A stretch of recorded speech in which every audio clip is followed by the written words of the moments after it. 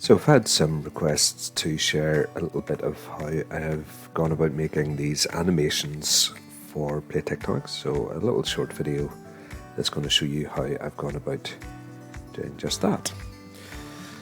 So first of all, I want to come in here to a new slide. I'm going to get rid of that in the background. And where to get my maps from? Well, the easiest source is if you go here to Insert and Icons.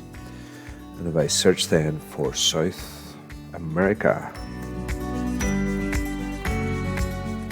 and you'll see that I have a little map outline here. Now it is filled in black, so I want to change that. So I'm going to go graphics fill, no fill. I want it to be transparent, and then just a black line for the graphics outline.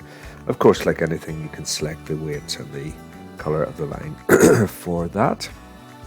The principle behind this then is based on the transitions of morph.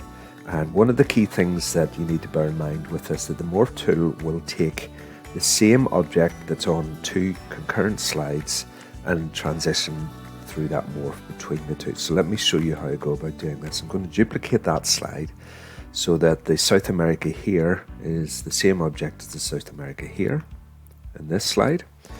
And then if I move this South America here and turn it around, something like that, and then between this slide and this slide, I want the transition of morph. So I just press morph, and you can see that that moves and animates it like that. So I'm just going to get rid of that a second here, just because I want to bring in another shape. So I'm going to icons, same process again. This time I'm going to go for Africa.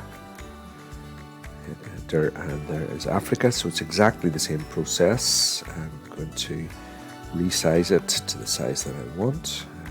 Just get those fitted together. Whenever I was doing this originally with mine, I had a base map underneath that allowed me to get the scale of these two more or less the same as each other, but that should do for now. So graphics fill again and outline. So what I now have are two transparent images, so they can move across each other, which is nice, and then I can move them around like so to get them into position. Okay, so I'll show you again how simply you can morph that. I'm going to duplicate the slide. I'm going to move Africa and I'm going to move South America like so. And we can just simply have then that transition between the two. Transitions, morph. And there you go, you can get them moving. Okay, let me get rid of this because I want to show you one more thing that you can do, because if I'm wanting to put on anything here along with these, and then I have to go and insert shape, and I'm going to go for freeform scribble. Let's just say that I want to put in the rough area here of where I have the glaciation. And so I'm marking that on there, and then I can fill that to whatever color I would like.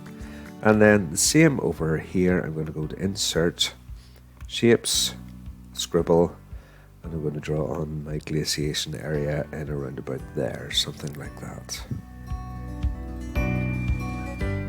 And again, I go to fill it with whatever color I like. Now, whenever I'm moving these around, I then want to select one, press Shift, select the other, Control and G to group those. Similarly here, select one, Shift the other, Control and G to group those, so that if I move them, they move as a group. Then I go to duplicate slide, and in this slide here I can move them around to whatever position I want them to be in for this, and I press my transitions morph, and there they go, they move. So there are various other bits and pieces that I did with this. I put in a base map underneath just to guide me to the final positions. I moved it to the back, and I reduced the transparency of that so that it just was there in a rough outline.